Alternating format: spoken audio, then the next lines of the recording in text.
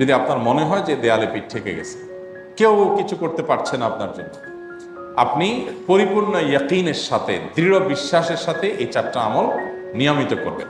এক নম্বর হলো ইস্তিগফারের আমল। ইস্তিগফার, আপনি ফেসে গেছেন কোনো জায়গায়, কোনো উপায় পাচ্ছেন না, আপনি ইস্তিগফার করতে থাকেন, আস্তাগফিরুল্লাহ ওয়া আতুবু ইলাইহি। এভাবে যে কোনো ইস্তিগফার করতে থাকেন, আপনি বেশি বেশি করে আল্লাহর কাছে ইস্তিগফার, ক্ষমা প্রার্থনা করতে থাকেন, খুব বেশি। আপনার 2 ঠোঁটে অনবরত আপনি চাইতে থাকেন আল্লাহর কাছে। নাম্বার 2, দুরুদ, নবী করিম সাল্লাল্লাহু আলাইহি সাল্লামের প্রতি দুরুদ পাঠ করা। 3 নম্বর আরেকটা আমল হলো দোয়া ইউনুস। দোয়া ইউনুস, লা ইলাহা ইল্লা আনত সুবহানাক ইন্নী কুনতু মিনাজ জালিমিন। বেশি বেশি পড়তে থাকবেন, যখন বিপদে পড়বেন ইস্তিগফার আর দুরুদ পড়বেন সবচেয়ে বেশি, আর মাঝে মধ্যে দোয়া ইউনুস। 4 নম্বর আমল হলো ইয়া যাল জালালি ওয়াল ইকরাম, এটা বেশি বেশি করে পাঠ করবেন।